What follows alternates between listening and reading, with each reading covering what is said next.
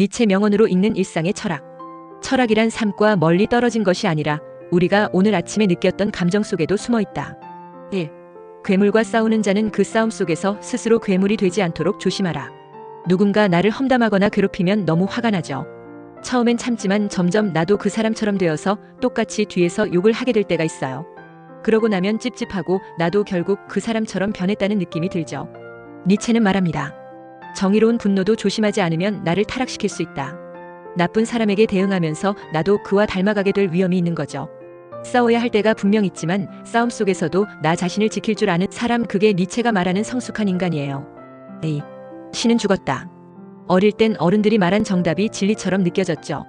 착한 사람은 성공하고 열심히 하면 보상이 있을 거라고요. 그런데 사회에 나와보니 성실하다고 해서 인정받는 것도 아니고 좋은 사람이 손해보는 일이 훨씬 많다는 걸 알게 돼요. 여기서 신은 단순한 종교의 신이 아니라 사람들이 믿어온 절대적 가치나 정답을 말해요.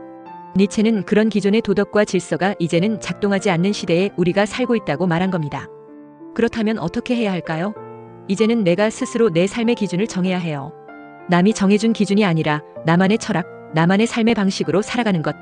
니체는 그것이 진정한 자유라고 봤습니다. 3. 삶의 의미를 부여하는 것은 인간이다. 같은 일이 반복되는 회사 생활, 매일 반복되는 출퇴근길. 내가 이걸 왜 하고 있지? 싶은 날이 있죠. 똑같은 일을 하는데 어떤 사람은 그 안에서 성취감을 느끼고 또 어떤 사람은 지루하고 무의미하다고 느낍니다. 삶이 따분한 게 아니라 내가 그 삶에 의미를 부여하지 않기 때문이라는 게 니체의 생각이에요. 같은 하루라도 어떤 시선으로 보느냐에 따라 완전히 다를 수 있다는 거죠. 예를 들어 회사에서 고객 한 명을 응대한 일을 그냥 일이라고만 생각하면 힘들기만 합니다. 하지만 저 사람이 오늘 나 때문에 기분 좋아졌다면 그것만으로도 하루가 의미 있지 않을까?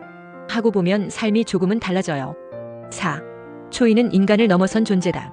다들 반대하는 길을 선택해야 할 때가 있어요.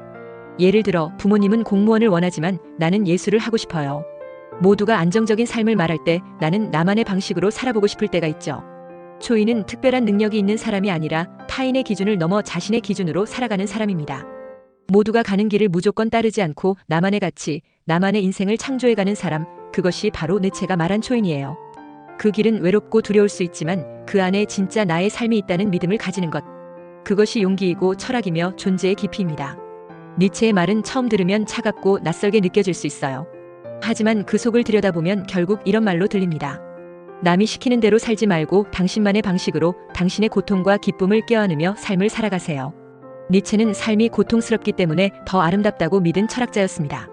그는 절망 속에서 피어나는 창조의 힘, 존재의 의미를 누구보다도 깊게 이해했던 사람입니다.